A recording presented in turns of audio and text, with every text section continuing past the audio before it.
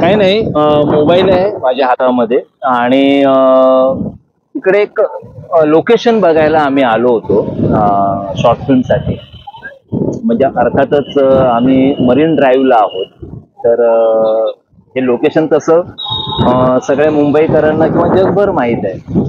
आम्ही फक्त आता एकंदर पावसाळ्यात काय जरा परिस्थिती आपण जरा बघूया म्हटलं. फार छान लोक जमले तिकडे पिकनिक मूड मध्ये. हॉट डे आहे, सोमवार आहे तरी सुद्धा. तर मला राहवलं नाही. ठरलं नव्हतं आज काही कविता वगैरे शूट करायची, पण एक डोक्यामध्ये बॅक ऑफ द माइंड होतं की ग्रेस यांच्या एक 3 कविता सलग एपिसोड करायचा. तर म्हटलं आजच का नको त्याची सुरुवात करूया. तर कविता वाचून दाखवणार आहे मी तुम्हाला. आणि अगदी असं घ्या, मजेने घ्या, कारण तुम्हाला असं हा माईक विसरलो घरी, तर हेडफोन वरती शूट करतोय. बघा कसा आवाज येतोय वगैरे. ग्रेस यांची कविता, माझे आवडते कवी आहेत ग्रेस माणिक गोरघाटे. पाऊस कधीचा पडतो,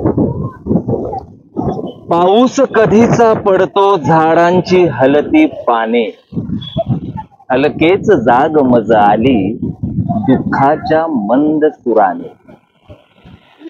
डोळ्यात उतरते पाणी, डोळ्यात उतरते पाणी, पाण्यावर डोळे फिरती, रक्ताचा उडला पारा या नितळ उतरणीवरती.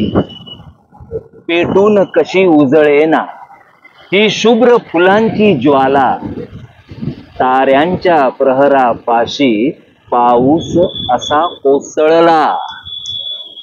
संदिग्ध घरांच्या ओळी आकाश ढवळतो वारा, माझ्याच किनाऱ्यावरती लाटांचा आज पहारा. अशी कविता आहे ग्रेस यांची. तर मला राहवलं नाही, म्हटलं तुमच्यासाठी या लोकेशनला कविता वाचूया. वाचली, आता कशी वाटली ते सांगा मला कमेंट बॉक्स मध्ये.